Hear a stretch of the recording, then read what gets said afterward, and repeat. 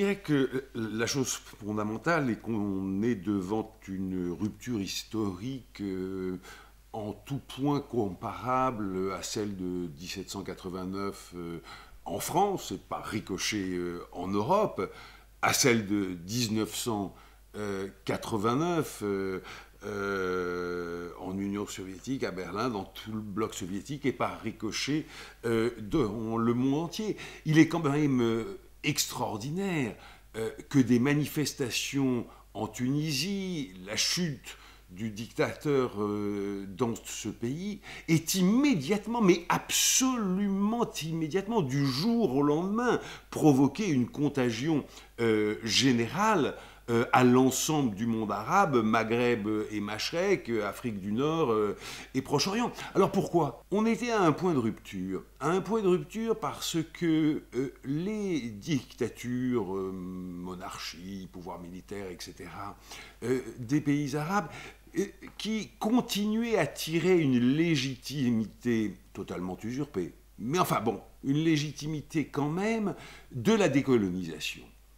Eh bien, était arrivé à un point d'épuisement total de cette légitimité. La décolonisation, c'est les années 50, on était en 2011, quasiment 60, enfin un demi-siècle après. Le modèle djihadiste, nous allons nous venger de siècles d'humiliation par l'Occident chrétien, il faut bien le dire, par l'Occident chrétien ou judéo-chrétien, comment ils disent, les judéo-croisés, oui, les judéo-croisés. Mais ça aussi, c'était épuisé.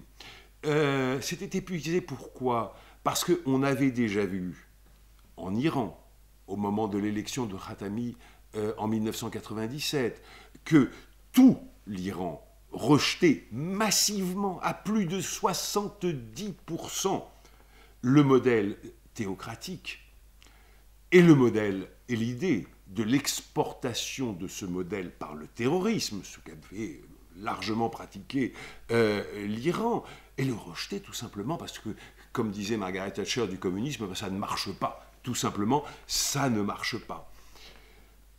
On avait vu quelques années plus tard, en Turquie, les islamistes de l'AKP, qui au départ, ne l'oublions pas, étaient plutôt, plongeaient plutôt leurs racines dans le courant djihadiste ou néo-djihadiste, ou en tout cas n'en étaient pas très loin. Eh bien, ce parti, cette mouvance devenue parti ou devenant parti, avait amorcé dès le tournant du siècle, la révolution interne, la révolution politique, qui a fait d'eux le parti islamo-conservateur que l'on sait et qui gouverne la Turquie avec un très grand succès. Cela ne signifie pas, bien loin de là, parfaitement. Alors, en dernière phrase, on s'aperçoit aujourd'hui, quand on regarde cette fracture de l'année 2011, qu'en fait, je ne dirais pas que tout l'annonçait, parce que les révolutions ne sont jamais annoncées, mais que tout l'a porté. Tout l'a porté dans des mouvements de l'histoire longue. Je le crois, tout le monde ne le croit pas, évidemment. Je le crois profondément pour ma part, pour des raisons extraordinairement simples. Ces révolutions ont traduit dans les pays arabes une formidable aspiration à la liberté, à la dignité, à la démocratie, à la prise en compte tout simplement de la réalité des volontés populaires. Mais il se trouve que ces sociétés sont extraordinairement conservatrices et que donc la démocratie, très logiquement, a porté au pouvoir des partis réactionnaires, calotins, en tout point comparables, et parfois en bien pire, aux droites religieuses que nous connaissions en Europe à la fin du XIXe et au début du XXe siècle. Vous vous doutez bien que ce courant-là n'est pas exactement ma tasse de thé. Qu'il n'est pas exactement la tasse de thé de beaucoup de gens en Europe, dans le monde et dans les pays arabes. et dans les pays arabes, soulignons-le. Mais bon, ben voilà, il y a une réalité politique qui est celle-là. Eh bien, ces partis aujourd'hui se retrouvent au pouvoir et ils sont confrontés à l'exercice du pouvoir, aux responsabilités du pouvoir.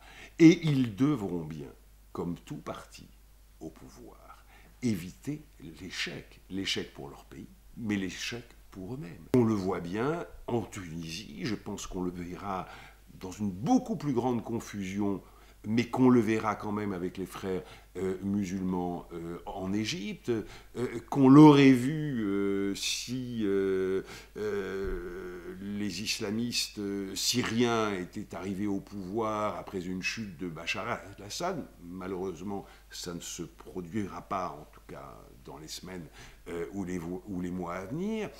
Mais oui, il y a un tournant profond de l'islamisme, ou plutôt d'ailleurs des islamistes, parce que vous savez, suivant le mot fameux de Gilles Kepel, l'islamisme, ça va de Erdogan en Turquie jusqu'aux talibans en Afghanistan, en passant par toutes les nuances d'un échiquier politique complet.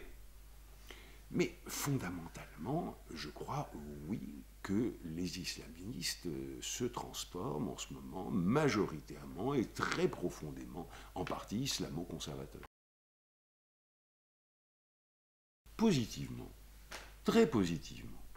Il est évident que la France, un peu plus que les Américains, qui ont été plus rapides à réagir et à comprendre, mais finalement, 3-4 semaines de cafouillage complet, extraordinairement gênant, honteux, sur la Tunisie, c'est peu par rapport, compte tenu de la nouveauté totalement inattendue de ces révolutions, de ce printemps arabe.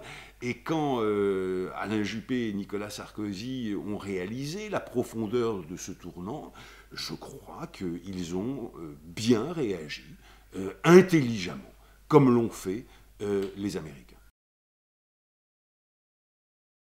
L'an 2, qui commence aujourd'hui,